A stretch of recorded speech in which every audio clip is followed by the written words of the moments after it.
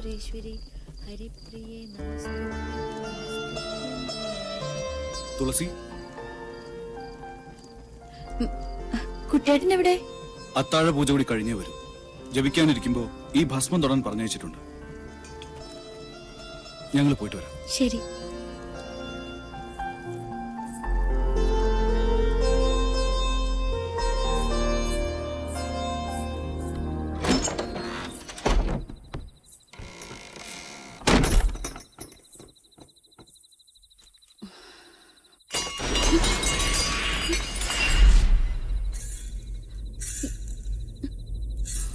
ആരാ?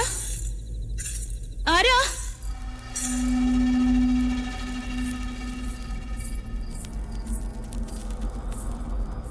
ആരാ? ആരാ വിളക്ക് കെടുത്തിയത്?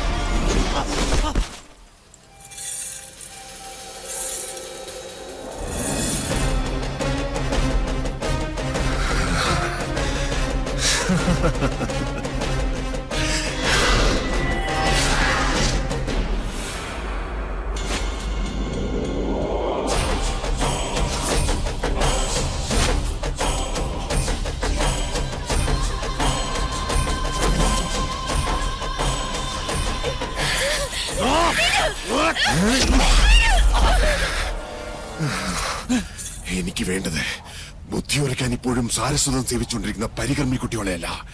അതറിയില്ലേ നിനക്ക്? എവിടെയവൻ? നിന്റെയൊക്കെ വാദ്യാർ എനിക്കൊന്ന് കാണണവനെ ഇങ്ങോട്ട് വിളിക്കുക.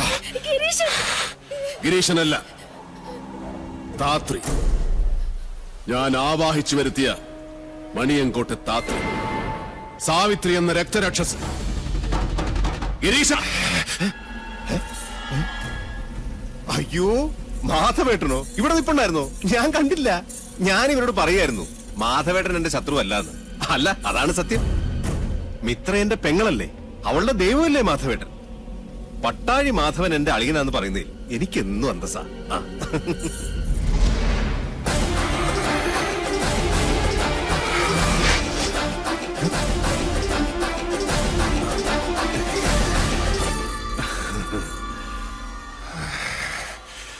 ഇരുമ്പാണിത്തുമ്പിൽ നീ എന്നെ ആവാഹിച്ച് നാടുകടത്താമെന്ന് കരുതിയിട്ടുണ്ടെങ്കിൽ നിന്റെ കാര്യം നമോ നമഃ. പിന്നെയൊന്നും പുലയോട് പുലയായിരിക്കും നിന്റെ അമ്മയ്ക്ക്. പട്ടായുടെ ആണിക്കലൂരി ഞാൻ.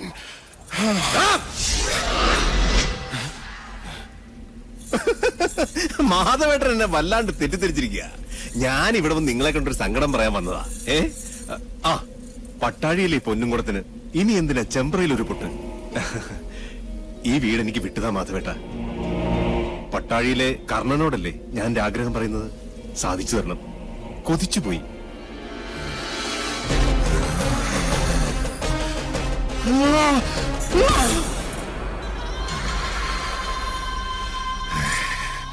എന്റെ കുട്ടിയെ തോൽപ്പിച്ച് ആരാണെന്ന് കേൾക്കണോ?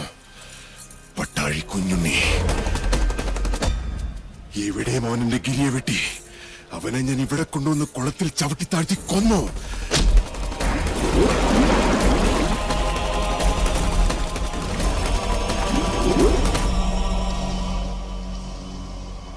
ആത്മാവും ശരീരവും വേർപെടുത്തി ഈ ഞാൻ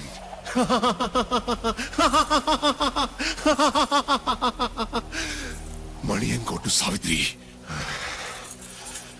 അതിന് പകരം ചോദിക്കാമെന്ന് നിനക്ക് ഞാൻ വെളിപ്പെട്ടു. ആദികേശവനെ കൊന്ന് ലക്ഷണം കാണിച്ചു. മനസ്സിലായോ നിനക്കെന്റെ ശക്തി?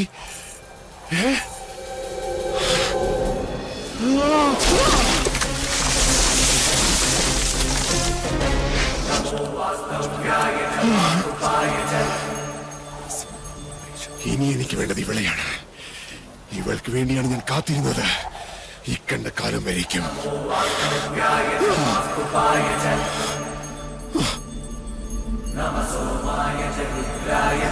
അക്ഷരലക്ഷം മന്ത്രങ്ങൾ ഉരുവിട്ട് മന്ത്രസിദ്ധി കൈവന്ന മാധവേട്ടൻ ആവാഹിച്ചാൽ സാവിത്രിക്ക് വരേണ്ടി വരും. കൊല്ലരുത് പാവത്തിന്. കുട്ടിക്കാലം മുതലേ എന്റെ ജീവനാ സാവിത്രി.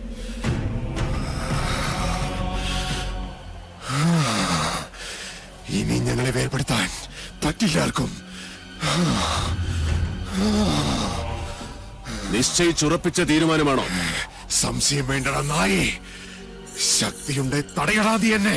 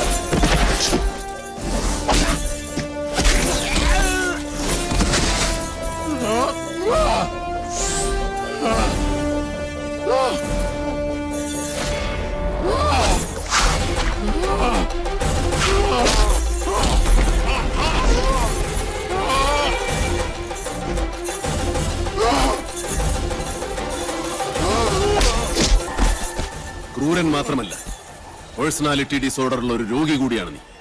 നെല്ലൂർ മനയിൽ ഞാൻ കാലുകുത്തിയ ദിവസം, നിന്റെ നെഞ്ചിൽ ഞാൻ കാലുവെച്ച നിമിഷം, അന്നെനിക്ക് മനസ്സിലായി ഗിരീഷ, ചങ്ങല പൊട്ടിച്ച രോഗിയും ചങ്ങലക്കിടേണ്ട ക്രൂരതയും നീയാണെന്ന്. കുടിപ്പകകളിൽ നിന്നും പാപങ്ങളിൽ നിന്നും മോചിപ്പിച്ച് ഇതൊരു മനുഷ്യാലയമാക്കി മാറ്റാമെന്ന് ഞാൻ തുളസിക്ക് വാക്കുകൊടുത്തു പോയി. ഇനി മുതൽ അവൾ ഇവിടെ താമസിക്കും. അതിനു മുമ്പ് നിന്നിലുള്ള സാവിത്രി മരിക്കണം. ആ മരണം നിനക്ക് രോഗങ്ങളിൽ നിന്നും ഭൂമിയിൽ നിന്നുള്ള ശിക്ഷകളിൽ നിന്നുമുള്ള മോചനമാണ്. ഹിംസ ദുഷ്ടനിഗ്രഹത്തിനാണെങ്കിൽ അത് ധർമ്മമാണ്, മനുഷ്യധർമ്മം. പറിച്ചെടുക്കുകയാണ് ഞാൻ അവളെ.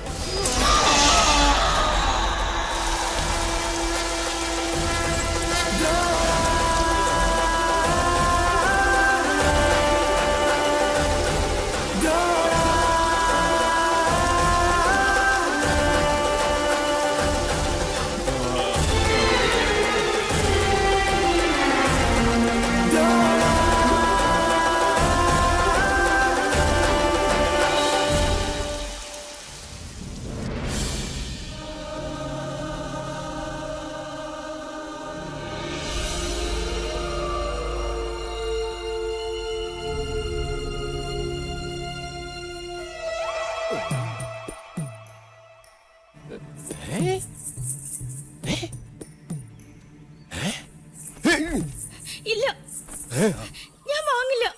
എല്ലാം ഒഴിഞ്ഞു പോയെന്ന് വിചാരിച്ചപ്പോ വീണ്ടും അടുത്ത ടീം എത്തിയ. നിർബന്ധിക്കരുത്. വേണ്ട, എനിക്ക് വീട് വേണ്ട. ഞാൻ പട്ടാടിക്ക് വരിക. അച്ഛാ, ഇവരോട് പറയും ഇവിടുന്ന് പോരുതെന്ന്. എനിക്ക് വേണ്ട ഈ വീട്. അലോഷ്യം വേണ്ട. ആദ്യം നീ കുട്ടന്റെ താക്കോലങ്ങ് വാങ്ങിക്ക. സ്വത്ത് കണ്ടപ്പോ അച്ഛന്റെ കണ്ണ് മഞ്ഞളിച്ചൂല്ലേ? ഞാൻ പറഞ്ഞിട്ടില്ല എനിക്കിതൊന്നും വേണ്ടെന്ന്. ഈ ഇല്ലത്തെ പൂച്ചയ്ക്ക് ബോധമുണ്ട്, പക്ഷേ ബുദ്ധിയില്ല. നീയല്ലാതെ പിന്നെ ആരാ ഈ വീടിന്റെ ഉടയോൾ? നിയമാനുസരണം ഇക്കണ്ട സ്വത്തിന്റെയൊക്കെ ഉടയത്തം നിനക്കായിപ്പോ. കോടീശ്വരിയാ നീ. നെല്ലൂർമന പഴയ ഇരുട്ട് ബാധിച്ച അരക്കില്ലമല്ല, മനുഷ്യർക്ക് പാർക്കാൻ വേണ്ടുന്ന ലക്ഷണമൊത്ത പ്രകാശമുള്ള താമസിക്കാൻ കൊള്ളാവുന്ന ഒരു പാർപ്പിടമാക്കി മാറ്റി. അതായിരുന്നു നീയും ഞാനും തമ്മിലുള്ള വാക്ക്. ജന്മം മുഴുവൻ നിന്നോടൊപ്പം സ്നേഹവാത്സല്യത്തോടെ ഇവിടെ ജീവിക്കണമെന്ന് ആഗ്രഹിച്ചവനാണ് എന്റെ ഉണ്ണി. ഉണ്ണിയേട്ടൻ സ്വന്തമാക്കണമെന്ന് ആഗ്രഹിച്ച ഭവനായത്. അപ്പോ നീയും ഉണ്ടാവണം ഇവിടെ. നാളെ നെല്ലൂർ ഹരിനാരായണന്റെ സന്തതി പരമ്പരകൾ ഈ മുറ്റത്ത് കളിച്ചു വളരണം. ഇത് കുട്ടേട്ടന്റെ ആശയല്ല, വാശിയാണ്.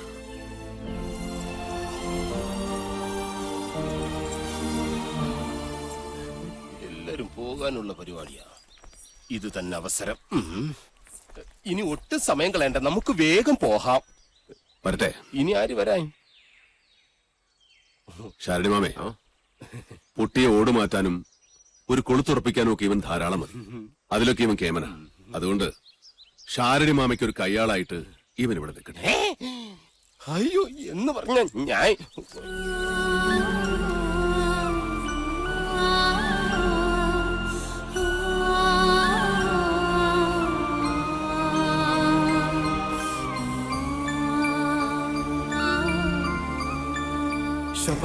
ശോഭയിൽ തെളിയുന്ന ദ്രോണ നക്ഷത്ര കോടികൾ കഥിപനാം ദ്രോണ ഉദയത്തിലോംകാര ശംഖമാം ദ്രോണ ശരമാരിയാൽ